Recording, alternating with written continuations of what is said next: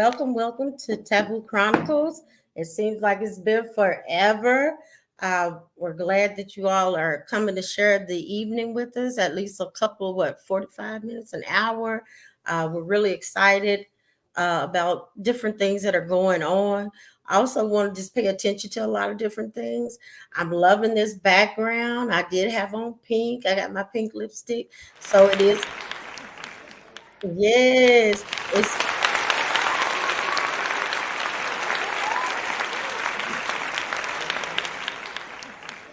breast cancer awareness.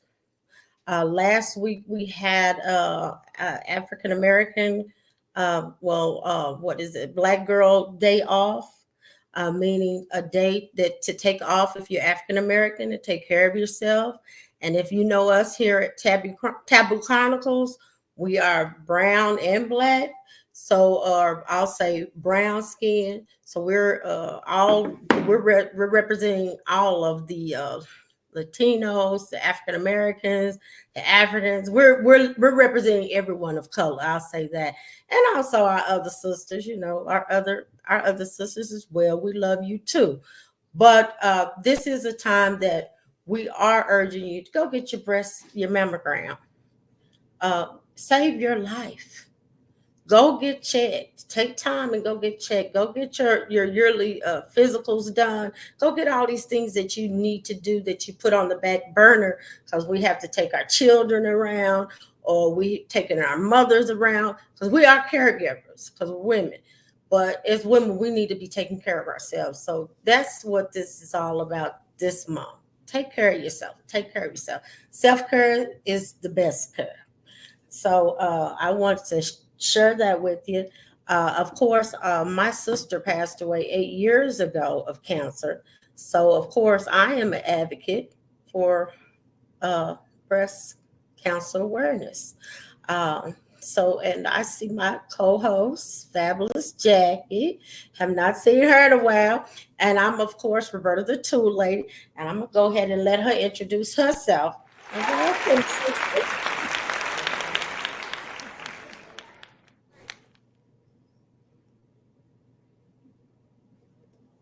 Uh-oh, we can't hear you.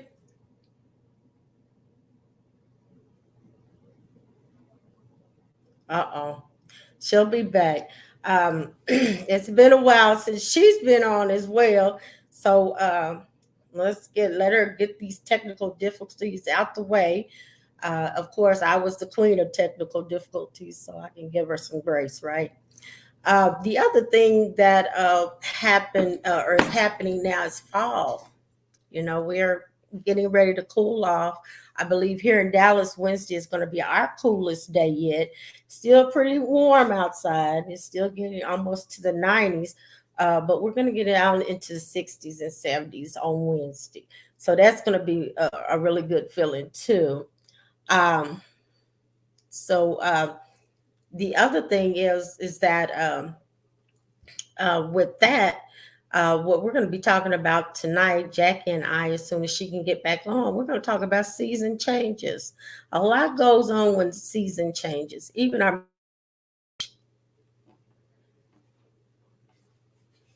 um, so we're going to be talking more about that. So we're just really excited to be back on. Excited again, as I said, to have my sister here with me. Yes, happy to be back. Okay, I got everything Right. situated, y'all. Sorry. It'd been so long since I turned on my personal computer that it was not acting right.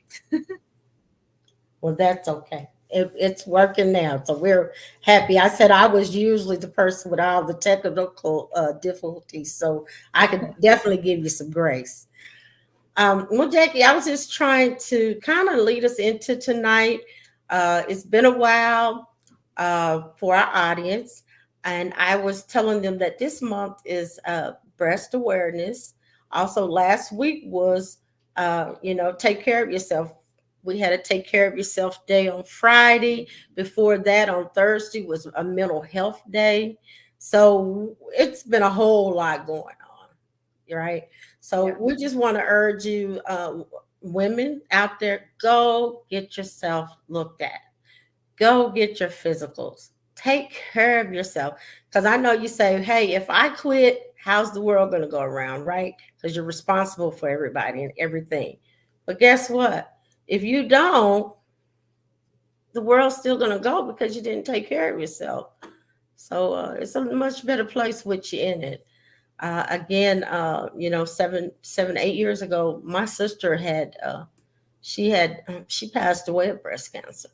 So I'm for breast cancer awareness. I'm gonna go get these things checked out too. So how about you, Jackie?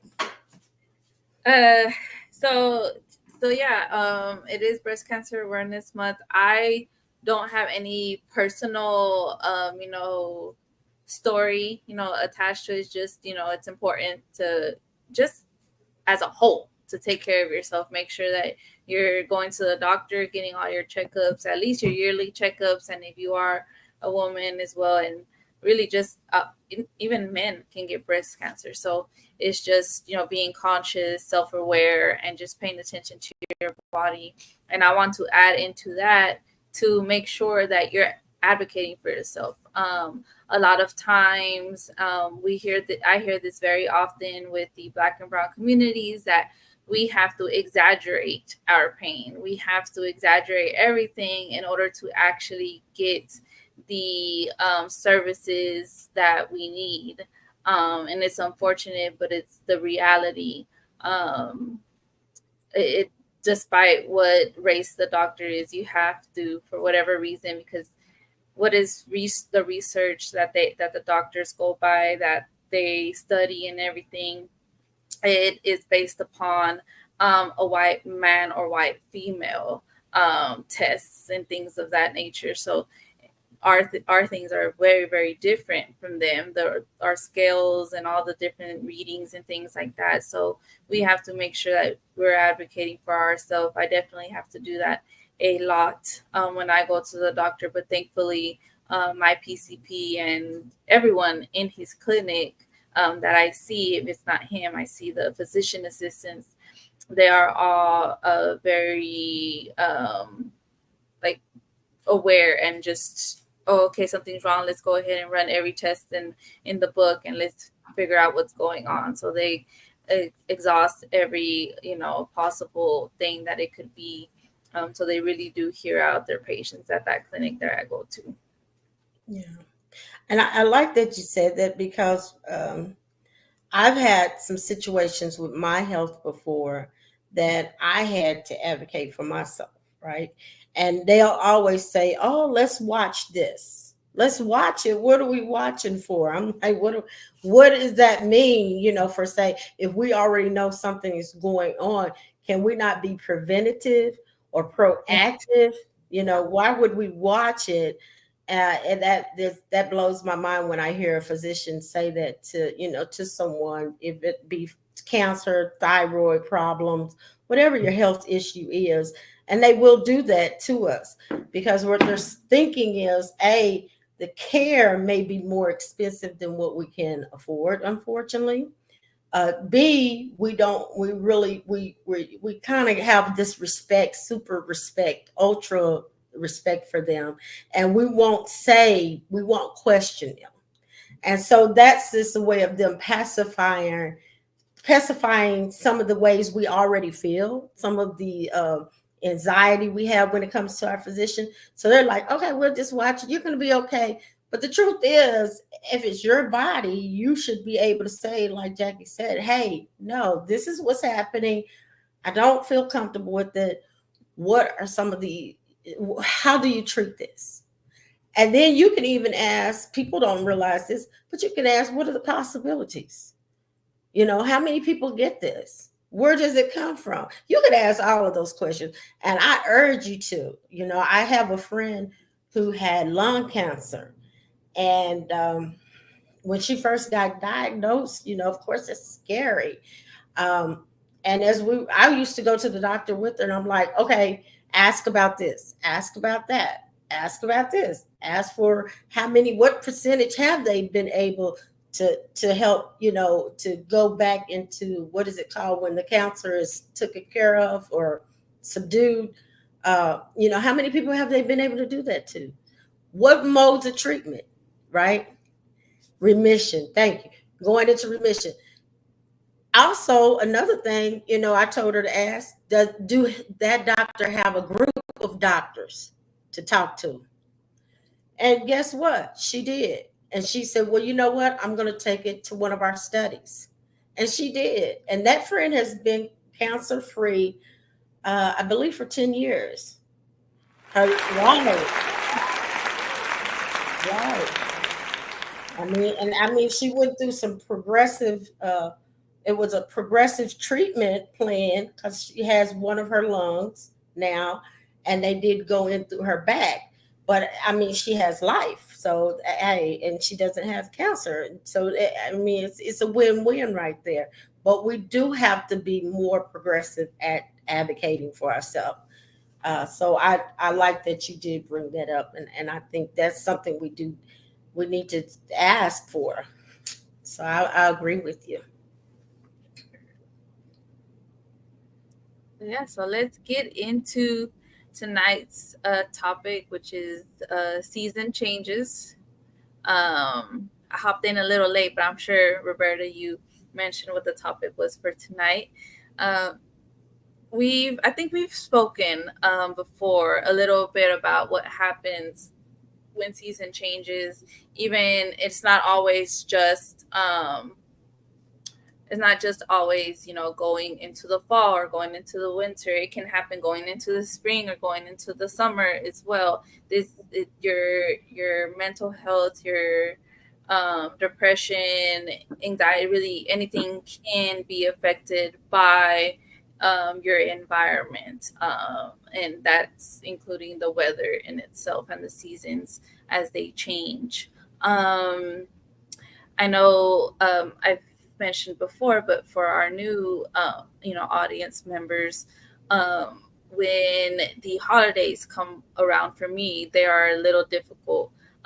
Being in 2017, both my mom and my grandmother passing away, and then in 2020, my other grandmother passing away as well. Holidays are not as joyful as they once were for me. Little by little, as the years go by, it gets better and better. But I can instantly feel, that change because it's back there in my head. Like I know what's coming. I know that the holidays are coming.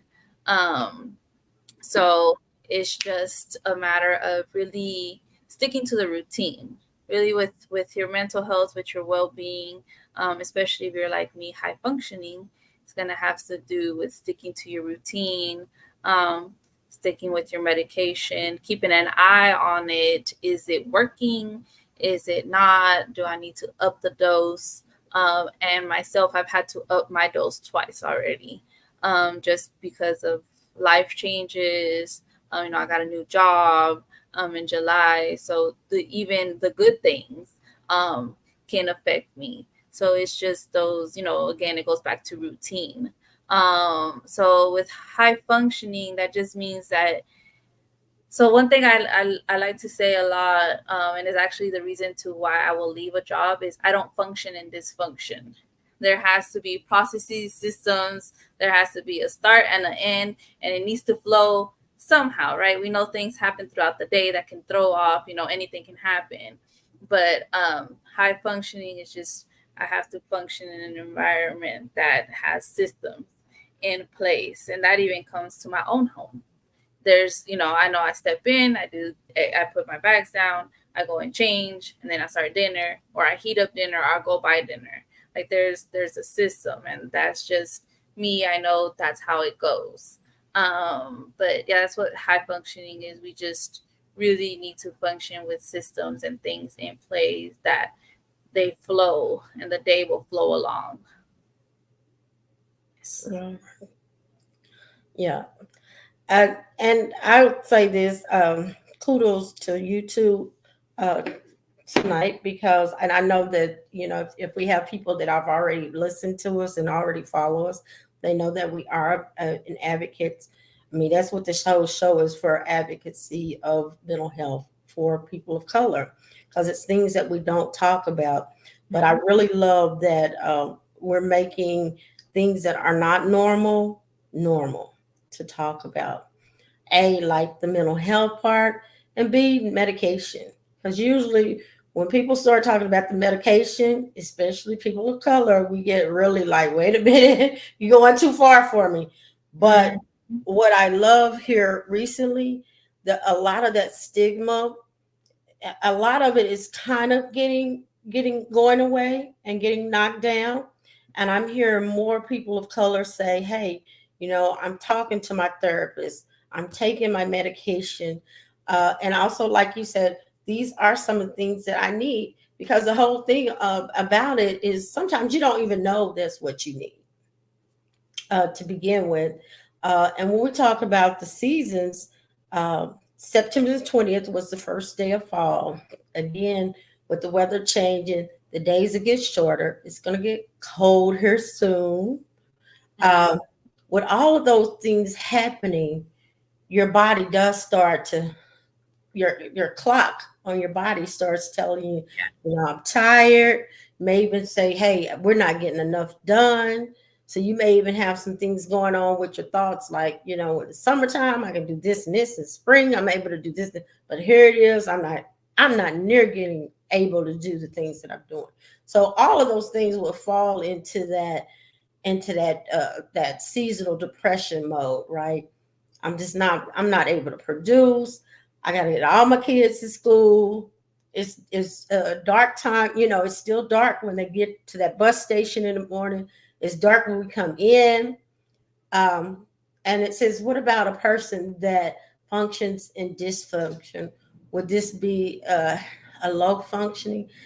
Well, it could be either low functioning or someone who doesn't know, right? They may not know that that's what they're doing. For people who function in what is it, toxicity, that can function with dysfunction, they may not even know it's dysfunctional, because you got to think of it, because you Yeah, got because you got to think, some people don't know it because it's been how they've been living all their life, so they yeah. may. Survival, right? Being in survival mode, we Right. learn how to function in that. So it's still, I think, still high functioning, if you can function in dysfunction, because I am functioning in dysfunction at work.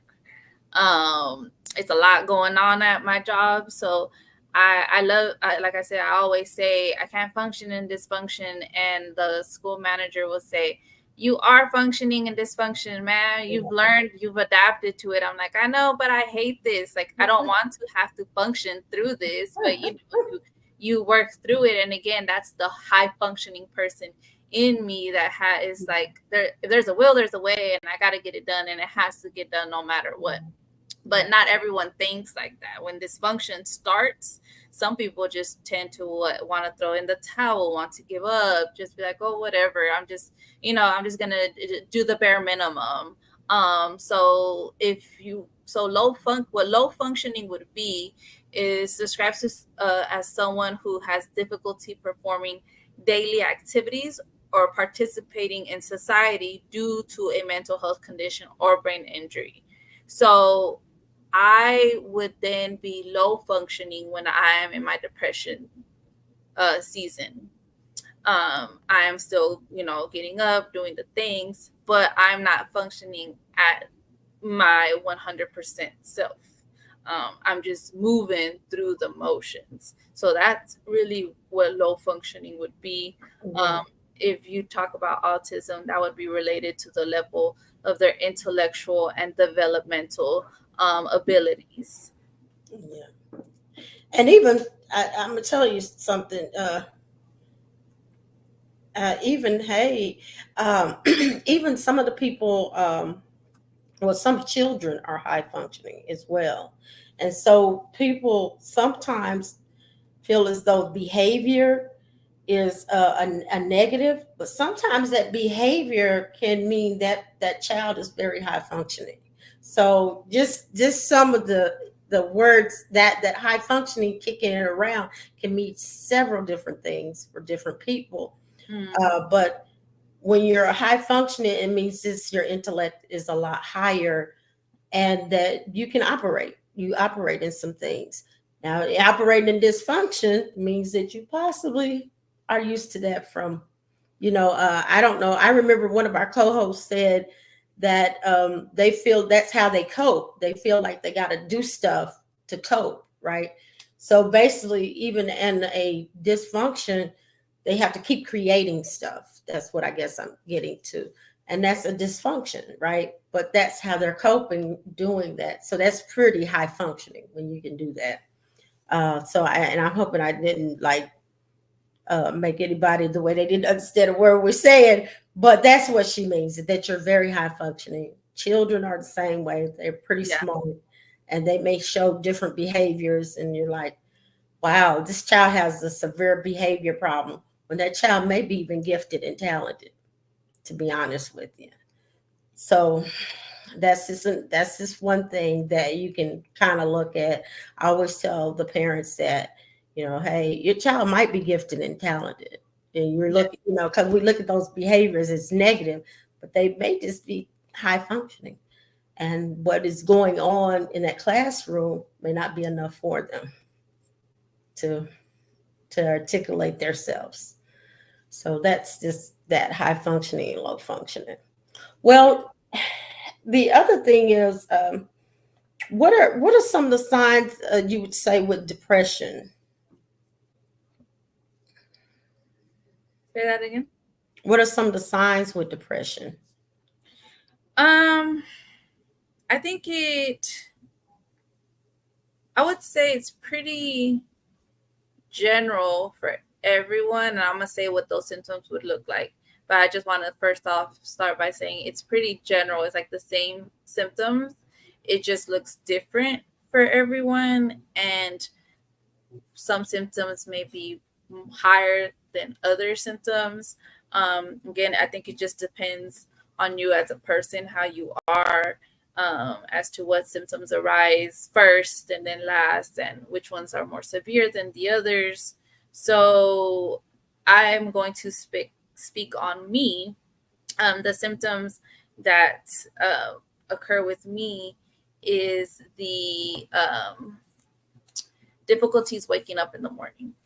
That is my first sign that when I start to struggle to get up in the morning, despite going to sleep early, or going to sleep with, good amount of time as an adult. What they say, what research says, amount of sleep we should get is at least, 6 to 8 hours per night. But really just depends on you as a person. But that difficulty waking up is my first sign. Falling off on the things that bring me joy. So like the volunteering, my social media content creation, those different things are the then the other four signs that'll occur. Not wanting to eat even though I know I'm hungry. I won't eat. And just every task that is very minor is the hardest. So that getting up off the bed, right? The brushing the teeth, the showering, even just going to the restroom, is difficulty. Like I'll be chained to that bed. That's when I know that I'm like, oh, I'm falling into, here comes a depression, or these are early signs. Let me go ahead and try to do something about this.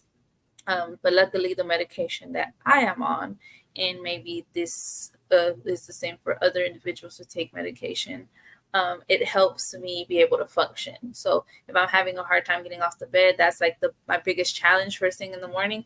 I'll get off the bed, I take the medication. As soon as it kicks in, I'm functioning.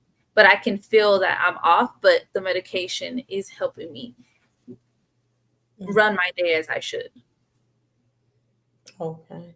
Because I want people to know, I ask that so we can help people understand, because there's also different forms of depression. So there's situational and then there's chronic. So Yes. chronic is when you continually get depressed. Situational is like something happens, like a death or, a loss of a friend, loss of a family member, or say you move. That's situational. But then there's chronic where you continually face depression. And I think it's good to identify it and then go and get help. Yes, Go and definitely. And get I think I want to add on to that. Like, I have major depressive disorder.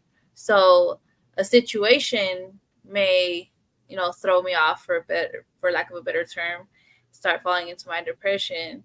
But then if I don't do what I'm supposed to do, stay on my medication, or inform my psychiatrist that, hey, I think I need to up the dose because I've had this recent life change or this life event occur, um, or fall off on my therapies, then I will fall into the that chronic depression where it's gonna last like a month or two, or 3 or 4, because I'm not doing what I'm supposed to be doing, because of that life event, or that life change that may have occurred in my life.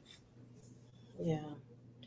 And I would say, like I said, the main thing is to identify it and go and get some type of help with it. And you don't have to go, because I'm aware, being this is taboo for us, right? Something we're not comfortable with talking about, something we're not comfortable with needing.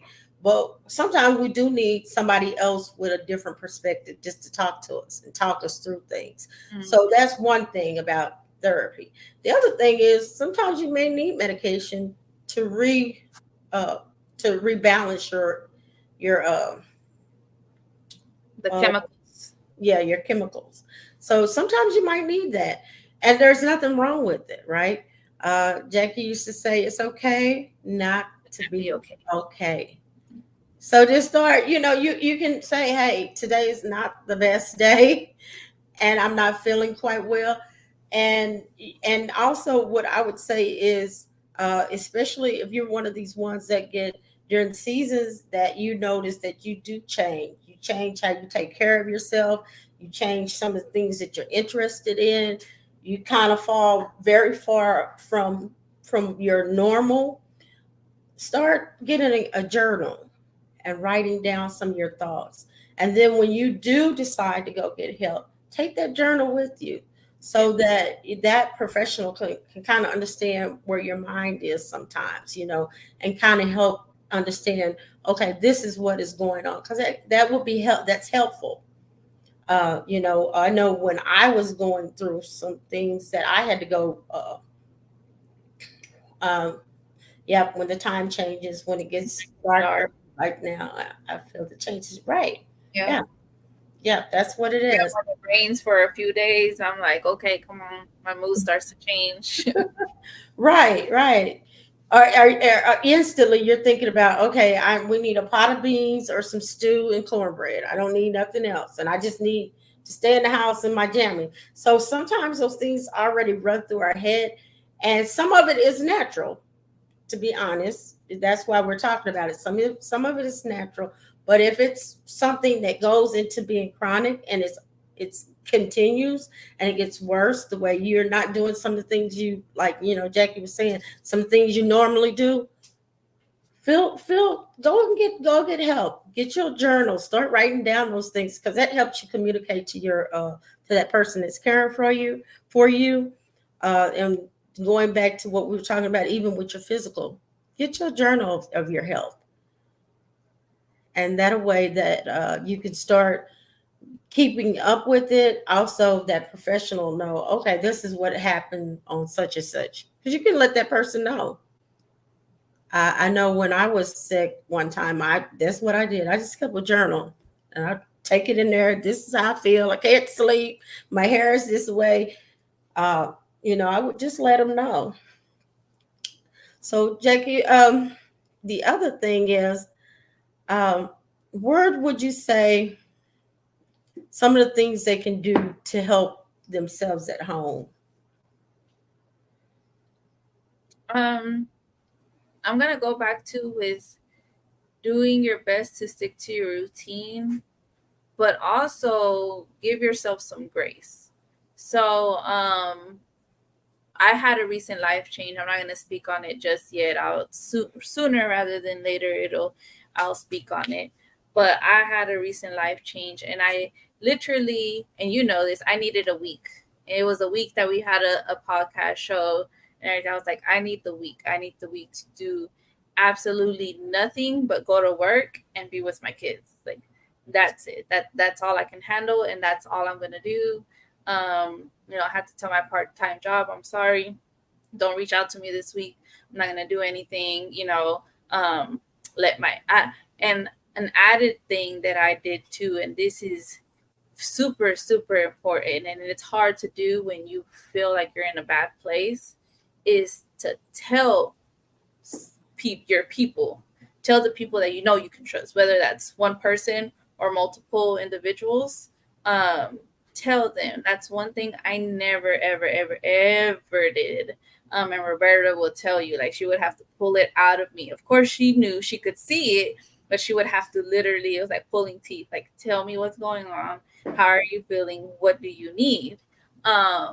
So I actually took the initiative to tell everyone who is most important in my life, like, hey, this is what I'm going through. This is how I'm feeling, and I feel like I have been pushed over the edge, and I could get into that dark place, but I don't want to. So I'm going to, get up and go get my hair done.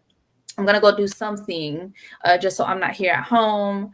I went out that night. It was a Saturday. I went out that Friday as well. So then that Monday was the podcast show. I was like, I'm not gonna do the podcast. I'm like, it's just not. It's not anything that I can handle right now. One, I'm tired from the weekend. Two, I just need to just disconnect completely. But everyone who is important in my life knew what I was going through and did not take it personal. If they reached out and I did not respond, or if they reached out and I gave a very short, I'm okay. Mm-hmm. That's it. So that 1 week, I think it was the best thing I could have ever done for myself, because literally bounced back the following week, getting back into my routine slowly but surely, not rushing into it either. Definitely don't want to rush into anything. So it's just doing giving yourself some grace, number one. Number two, trying to get back into that routine, however slow that you need to take it to get back into the swing of things, that is how it should be going for you in your life.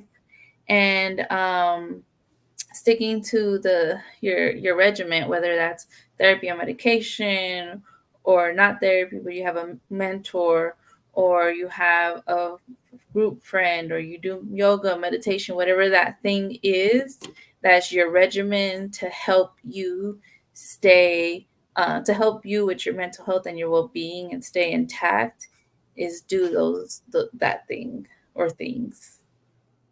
Yeah, I agree. I agree. Now, for me, I want to just first go back to what Jackie was saying. And when you do have a friend, and then I'm gonna give you some of my list. But when you do have a friend that that is having a hard time, be sure not to reflect what you feel or what you think on them. So I mean, saying like, "Oh, you shouldn't feel like that. Oh, that's not real," or you Oh ain't my got to God, do yes. right. You ain't got to do that. I remember when I try not to do that because Yeah, that's disqualifying their emotions and where they're at, for and sure. they're actually in a place where it's very dark. So you don't want to disqualify their emotions, because that's telling them that they're not important enough to even have emotions. So you don't want to do that to your friend. Another thing is to give them some time, because a lot of stuff that happens to us, we have to process it ourselves. And even though it looks like we're struggling, we just don't really need someone like badgering us, like, what is it? What is it? What's going on? Yes. So Yeah. give them some time to process too, because that's what they're doing. They're processing like what's going on. Give them that time they need to process it and then come back to you. And then, like she said, I always say, what can I do to help you? And that way that person can tell me, if it's this, or if it's nothing, and I accept it, right? I was Because about to say, and accept it. Don't turn right, around and try to be like, well, what if? No, you just asked me what I right, want, and I just told you. Now you're making me double guess myself of even telling you, right, where I'm at, what's going on. And that goes hand in hand with the don't take it personal. Like, it's not you. Like, don't take it personal. I say this, I think even more so now because of my supervisor. She says it all the time, don't take it personal. And that has become like a mantra of mine, uh, because I am someone, because I am an empath, because I do wear my emotions on my sleeve. I do take a lot of things personal. But being having her, as a coach and mentor, and even a friend, and having to learn this in this new job, to not take things personal, it has truly been embedded into me. And I really don't take nothing personal anymore. I'm just like, okay, just let it roll off my back like water. yeah. And I think that's really perfect, because uh, when a person is going through something, it has nothing to do with you. And even when a person has like anger issues, behavior, even if a child, it really rarely has anything to do with you. It's maybe something they've been through or something they've already been open to, and there you are. So you're there to get it, but it's not you. So just being able to identify that way you're not becoming more of the picture. um, the other, what I do when I want to, when I feel stressed or even feel depressed, I love listening to music, so that's one of my go-tos. I may have a little music party here by myself, but and I just listen to music. Now I'm not listening to anything that's saying like, anything that has a negative message, but it's mostly really enlightening music. I do affirmations. um I love spicy food. Spicy food is good for, it's good for depression. So Hispanic food, the cuisine, African, all of those spice foods, all of those foods that have spices in it are known to be good for seasonal depression. So I like spicy food. Um, and I like to kind of take care of myself, right? So I may get exhausted, like I may go and get my nails and feet done. Um, or I may sit in here and make me a bath with all these aromas in it and just sit in here and just like I'm at a spa, and it does the trick. It makes me feel really good. I may get really relaxed. So you can do things like that to help with seasonal depression. Uh, and like again, if it goes on longer than, would you say a week, Jackie? Goes longer than a week, you may need some help with it, because that means that it's going into becoming more severe. And I'll tell you a trick about it. Your endomorphines are not shooting off as though they should in your brain. So your chemicals are not firing off. So if you feel like, hey, I don't get happy about anything, that's what's happening. So that's where the medication comes in, because that medication helps them shoot off like a satellite. And when you're depressed for a long time, this is the only reason why I'm bringing it up. When you're depressed for a long time, guess what? Your brain is used to going that way. So it's almost like a thought or anything else you do. Your brain is just actually stuck in that depressive mode. So it doesn't shoot off anymore. And it's real. Like I said, this is Taboo Chronicle but it is real. Depression is real. Jackie, got something to add to it? Um, just again, I'm gonna go back to what I've said earlier is to just be very self-aware. Um, say something to someone, even if it's just one person. Just because that one person will know, to check in with you, because when you're in your depression and depressive state, you may tell yourself that I don't want to see no one, I don't want to be around no one, I don't need anyone checking in on me. But really, it is what we actually need. When in that, we are social beings, we are human beings, and we need connection. That's one of the dimensions of wellness. The 7, 8 that there are. So just be self-aware, say something, um, give yourself grace. Ultimately, I think. Yeah, yeah. So be patient and be kind with yourself, right? Yes. Yeah, yeah, yeah, And always remember that it's okay to not be okay. I'm going to definitely. say it again. It's okay to not be okay despite what we were told growing up. It is huevona, that you're lazy. Get up. Do this, that, the third. You need to always be doing something. We tend to operate as machines. We are not machines. We are human beings, and we require rest. Right, So give yourself grace and tell yourself, I'm not okay, and it's okay. right, right. And if you know anyone that is going through a depressive mode, again, be patient with them. Be patient with them. Take it personal. What'd you say? And don't take it personal. I'm gonna keep saying it. Right, right. And that's true. Don't take it personal. Any behaviors you don't, you can't take it personal because it's not you. It's that person. Um, so, and we hope you got something out of it tonight, guys.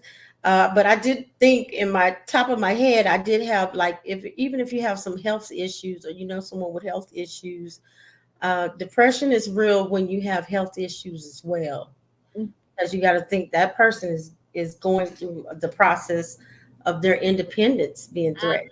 Mhm. If not, independence has already been taken because they're ill. So you want to be patient with them as well. You know, Yes. And if they tell you, I got it, then no, they got it. yeah, Uh, I am personally experiencing this right now with a friend of mine. Um, and it's like what's told to me is don't handicap me. I'm fine. I can do it. And it's very I did at first, I was like, I'm just trying to help, but then as I started thinking, I'm like, well, no, this person has health issues, and they constantly, or when it's severe, they're having to rely on someone. So when it's not severe and it's minor, or even if it's just has nothing to do with their health, drop a phone and you want to help, it's literally like, no, I got it, like, let yeah, me do it, because yeah, they're constantly have someone hovering over them when they are, when they are in the critical condition of their health. right, So at first I didn't get it, because as a Hispanic person, we help. It's what we do. You see someone that needs help, you're gonna help. You drop something, you need something, oh, I'll go get it for you. It's just an automatic. It's just, I think, something that was engraved in us, like when someone walks to the door, you need a water. It's like an automatic, thing with in my culture that I was raised in, to lend a helping hand, and to have someone that is telling me, I got it, like, we're good, relax. To be yeah, told to relax, I was like, whoa. I'm like, you right. I'm like, I'm always trying to help someone, and people, it's the people pleaser in me, right? I think I've yeah, done a lot better now, but it's that people pleaser in me, and wanting to lend a helping hand to everyone and anyone at any given moment, and to be told, relax, yeah, chill, like, you good, yeah, yeah, breather. yeah. because it is. It's because I've heard people on both sides, like, their attitude's so bad. How do we help them? And they don't want to help themselves. All of these things. But the thing is, you got to think they're giving up independence. That transition alone is major, right? If you're not driving anymore, you're not going to work anymore. That all you're giving up everything about yourself due to an illness. That's horrible, and it's horrifying, and it's scary. And so, yeah, they want to keep some type of independence somewhere, even if it's just, let me. I always say, if they feel good enough, let them do it. If they feel like pulling the trash out to the street, let them try. It's not going to hurt. If they feel like, putting a little soup on for themselves, let them try. And you just try to be there just as to listen, and say, okay, not necessarily say, I know what you got going on, or I know the doctor said this and this, because nobody want to hear that. They know reality. They're living it. But Yep. I just thought that would be part of this message as well, because that is a season. So, and like I told Jackie, when she brought it up, I said, now that I look at it, seasons can fit all kind of things, all kind of transitions, just Oh not yeah, right, for because we sure. all go through different seasons. Hmm. Well, that would conclude our show. I'm so happy to have my fabulous co-host back, Jackie. I loved having you tonight. And I am so happy for Jason. He sat in with me that day you weren't in. So I'm happy for Jason. A shout out to him. Yes, I was ready to step in. Right, right. So, and we really appreciate you all for just weathering the storm with us as we go through life, Yes. right? Because we all be life, because life be lifing for all of us. Oh, for sure. Life be life. And Tell you. right, right. Like and follow us. We're also on YouTube, we're on Facebook, Instagram, and we also would like to hear more about what you want to talk about on our show. And that's it for me. How about you, Jackie? Yeah, just follow us on Taboo Chronicles Podcast on Facebook, Instagram, and YouTube. Also, we are content. We have our own individual content creation page. I'm the Jackie, the Wellness Advocate, and Roberta is Roberta, the Tool Lady. You can follow us, and you can always reach the both of us, separately or through our Taboo Chronicles podcast pages. Should you need any resources, if there's a topic that you want us to touch on, please don't hesitate to reach out and let us know. We want to hear from y'all. We want to be engaging with you all during our episodes as well. Yes. And that's it. And women, self care is the best care. And I'm Yeah, going to go ahead and say, Jackie said, don't leave the men out, but it is our month because it is our pink month, right? But men too, self care is the best care. Take care of self, right? take care of yourselves. Bye. Love you.